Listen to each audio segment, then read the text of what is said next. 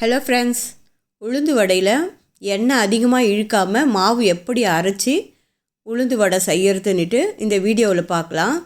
பாருங்கள், வடை எவ்வளோ மெத்துன்னுட்டு இருக்குன்னுட்டு. எண்ணெயும் அதிகமாக இல்லை பாருங்கள். வாங்க என்னோடய செய்முறையை பார்க்கலாம்.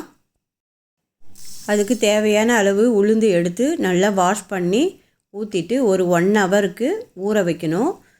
1 ஹவர் ஊறின உடனே நம்ம கிரைண்டர்லேயோ மிக்சிலேயோ போட்டு நல்லா பூ போல் அரைச்சி எடுத்துக்கணும். மாவு அரைக்கும் போதே அதில் உப்பு சேர்த்து அரைச்சிக்கணும். அதுக்கப்புறம் நம்ம உப்பு போட்டோம்னா மாவு நீர்த்து போன மாதிரி ஆகிடும். அதனால் முன்னாடியே மாவு அரைக்கும் போதே உப்பு சேர்த்து அரைச்சிடுங்க. ஒரு 1.5 ஸ்பூன் அரிசி மாவு மட்டும் சேர்த்துக்குங்க. அதில் 2 வெங்காயம் பொடியாக கட் பண்ணி எடுத்துக்கோங்க. 2 பச்சை மிளகாயும் பொடியாக கட் பண்ணிக்கோங்க. இஞ்சி ஒரு துண்டு பொடியாக கட் பண்ணி எடுத்துக்கோங்க. புதினா இலை கொஞ்சம் எடுத்துக்கோங்க. கருவேப்பிலை கொத்தமல்லி கொஞ்சம் எடுத்துக்கோங்க. இது எல்லாத்தையுமே இப்போது வடை மாவில் சேர்த்து நல்லா மிக்ஸ் பண்ணணும். பாருங்கள், இந்த மாதிரி நல்லா மிக்ஸ் பண்ணிக்கோங்க மாவை.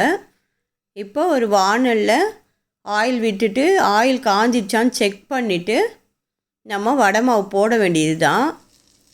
வடை போடுறதுக்கு முன்னாடி ஒரு பிளேட்டில் தண்ணி வச்சுட்டு தண்ணியை தொட்டுட்டு மாவை நல்லா உருண்டையாக ஆக்கிட்டு ஒரு கட்டை விரலில் மட்டும் ஒரு குழி போட்டுட்டு போட வேண்டியது தான். பாருங்கள், இந்த மாதிரி போட்டுக்கணும். உளுந்து வடை நல்லா வரணுன்னா நம்ம மாவு அரைக்கிறதுல தான் இருக்குது. ரொம்ப தண்ணி ஆகாமல் பார்த்து உஷாராக அரைக்கணும். உளுந்தையும் 1 ஹவருக்கு மேலே ஊற வைக்கக்கூடாது. 1 ஹவர் ஆன உடனே அரைக்க ஆரம்பிச்சிடணும். பாருங்கள், சுவையான உளுந்து வடை ரெடி ஆயிடுச்சு. ட்ரை பண்ணுங்கள் ஃப்ரெண்ட்ஸ்.